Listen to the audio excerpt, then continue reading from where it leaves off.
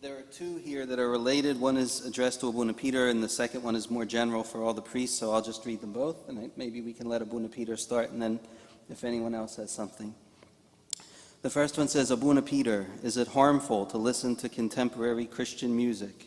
And the second says, how do we combat praise and worship in our youth meetings after Psalm 150, etc., aka Protestant rock 99.1 music, unless this music is okay? Okay, well, I'd start off by is it okay to listen to contemporary Christian music?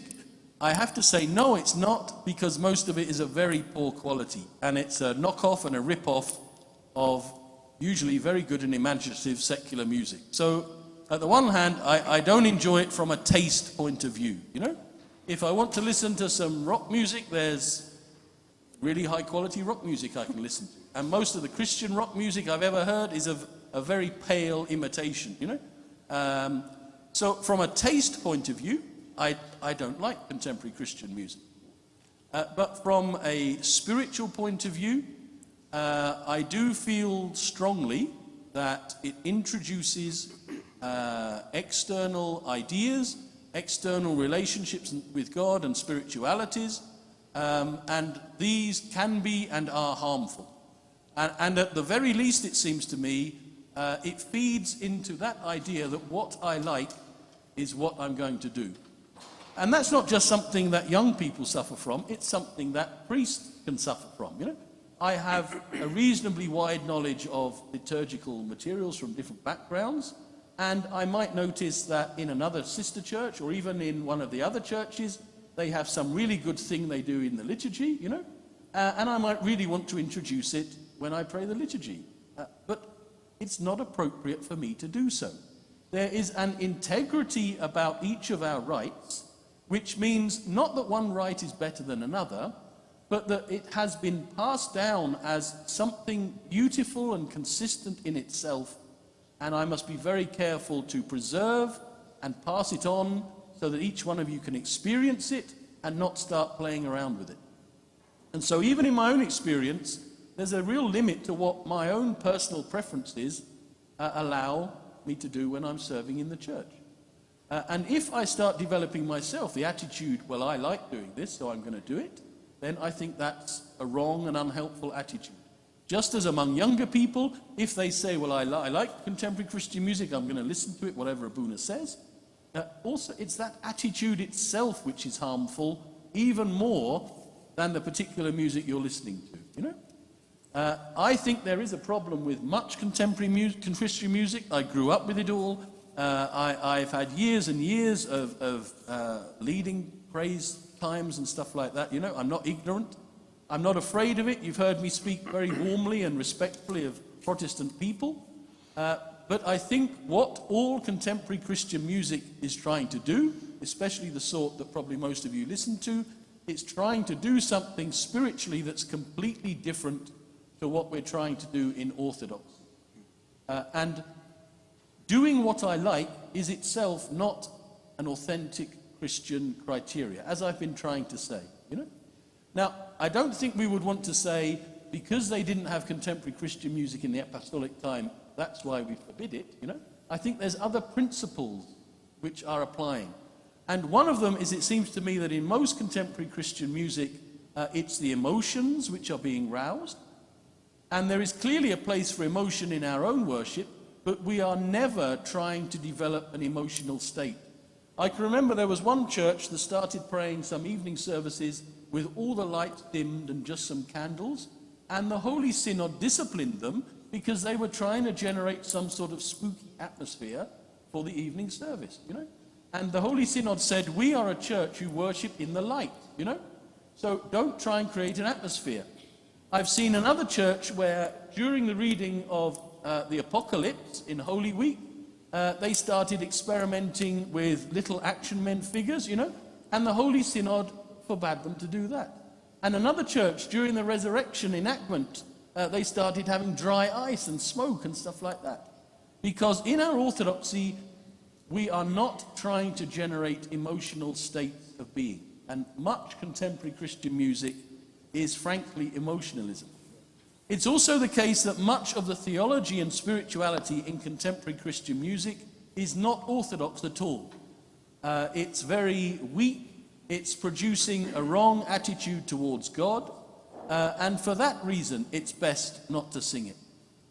What I would really like to see, though, is I'm not the sort of priest who wants to go around bashing people over the head, telling them that contemporary Christian music is wrong, why are you doing it? I want to see priests and bishops trying to help us all appreciate the beauty of our own spiritual tradition much more. There have been times where I've not enjoyed our Orthodox chant in the Coptic Orthodox Church. But that's not because it's no good, it's because it's not been done very well. I've spoken about shouty teenage boys singing Tasbihah as fast as possible. That doesn't help me to participate in the spiritual riches of our church and our tradition. But when Tasbihah is done slowly and beautifully and thoughtfully and prayerfully, I find it something that I want to commit several hours to singing. So my feeling is, as a priest, I don't want to keep banging on about contemporary Christian music. I want to put the beauty of our own tradition center stage and try and help people to appreciate that better. But if I am asked, then I will say that I think contemporary Christian music is deficient, it's theologically weak, or it's theologically wrong, and generally it's trying to develop an emotional state. And in many people it does create that attitude, I'm going to do what I like, which stands in the way of us becoming Christian. As soon as we start saying, I'm going to do what I want, that's essentially the sin of Adam and Eve, And there's no hope for us to become spiritual people while that is our attitude. So that then is my view. There are problems with it, but I try to put the beauty of our own tradition as something that attracts people rather than keep going on about how terrible it is. But I have experienced it. It's been part of my life for a long while. And I'm not repudiating it out of ignorance. I'm not repudiating it out of anger. So as someone who has known it and lived it and sung it, I really feel that compared to our Orthodox hymnology, it's inappropriate to use in our liturgies and even in our groups together because it's so lacking and it's so thin a food compared to the riches of our Orthodox faith.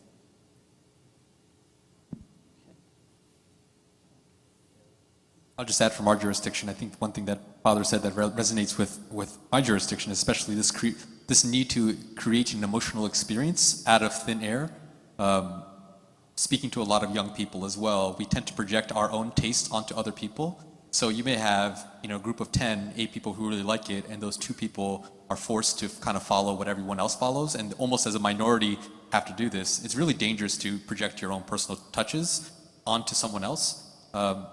Perhaps there is an uncomfortability with silence. Perhaps there is an uncomfortability with really listening to our heart versus listening to someone else's guitar.